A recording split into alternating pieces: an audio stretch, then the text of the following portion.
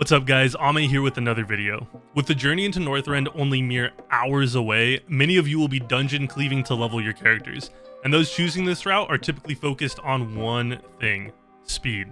While Wrath of the Lich King dungeons are face roll easy, an untimely wipe can cause even the most level-headed player to mauled over this drastic drop in experience per hour. Since dungeon cleaves are focused on speed, the difficulty ramps up as you pull larger and larger packs, making an avoidable silence or stun lead to a wipe. In this one, we'll do a brief overview of all the important mechanics and abilities in these dungeons that will keep your wipes down and experience per hour and spirits high. Let's get into it. Now there are a couple different leveling routes out there, so we'll stick to the 6 main dungeons that I've seen in this survival guide. First up, Utgarde Keep. At the beginning of the dungeon is the Weaponsmith. These are the cleaving mobs of this dungeon, so stay behind them if you're not the tank. They'll also have a concussion blow that stuns for 5 seconds, so keep that in mind as you go for bigger pulls. After the furnace room, you'll enter the stable. This stable is full of proto-drakes. These not only will hit you pretty hard, they have a frontal breath that will kill the group if they aren't faced away from them. They also do a knockback, so make sure that if you're doing big pulls here, you have your back to the wall to keep yourself from being knocked back repeatedly and maybe pulling more trash. Leaving the stables, you will encounter strategists and runecasters. The strategists will drop mines on the ground, so keep moving around to avoid that damage. The runecasters will also apply runes that either do damage when you attack them or absorb damage. Dispelling these will speed up these packs a bit and save you some time. The bosses in Utgarde Keep are very straightforward. However, one thing to note is that on the second boss, Skarvald and Dalron, to be safe, you'll want your ranged and healers to stack up behind Skarvald because he will randomly charge players, stun them, and deal damage to them. It's more of a threat in Heroic, but just be mindful of this if you're chain pulling trash with bosses that your positioning is correct. Moving on to the Nexus. If you head down the left side, Mage Hunter Ascendants are one of the first mobs you will encounter.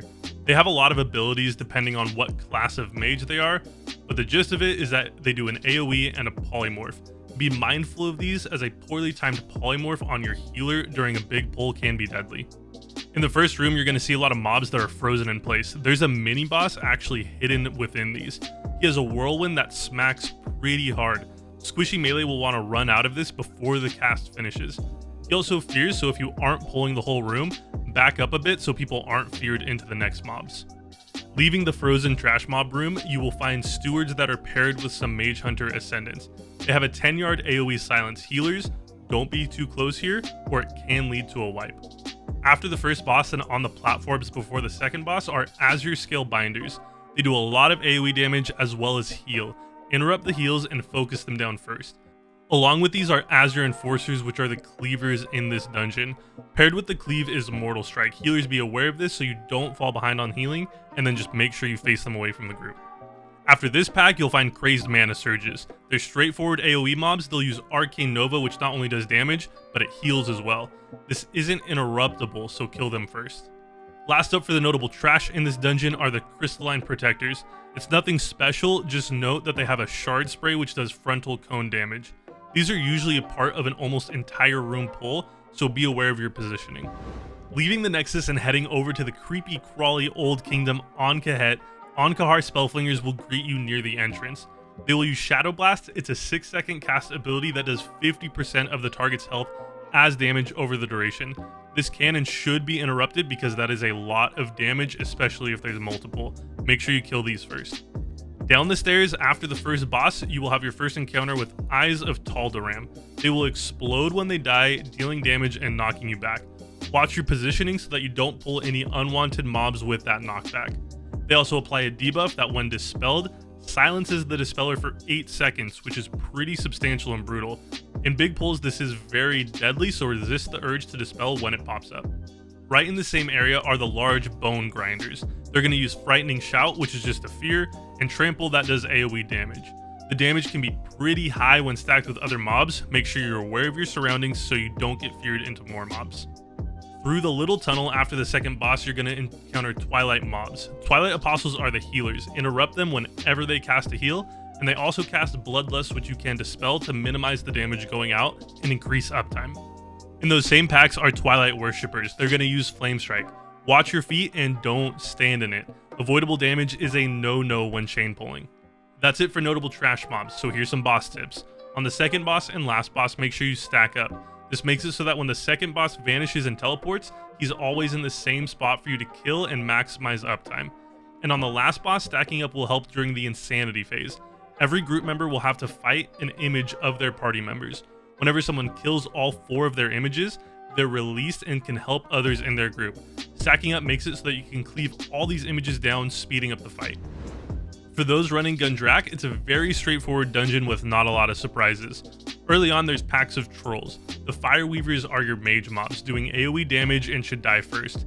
Medicine Men are the healers, of course, be ready to interrupt those heals. Other than that, all of these are straightforward and can be chain pulled effectively. The Drakari Golem and Living Mojo packs are interesting. The Golems use Shockwave, Frontal Cone ability, don't stand in front of them. And then the Living Mojo will turn into little puddles that do damage if you stand in them. Again, don't stand in the bad stuff, it wastes mana and it's going to make you go slower. The last mobs of note in here are right before the last boss and can be nasty if you're positioned wrong. The Rhinos charge and use Deafening Roar, which is a 10-yard silence. Since there's 4 of them, a healer not paying attention and standing too close can lead to a wipe with these silences chaining. The Raiders on the Rhinos use a cleave, so make sure they're all facing away from the group as well. That's it for Gundrak. The bosses are honestly straightforward, most of the trash is straightforward, so good luck in there. To finish off the dungeon cleave, some of you will go to Utgarde Pinnacle. The first packs at the start of the dungeon feature Death Seekers, the cleavers of this dungeon.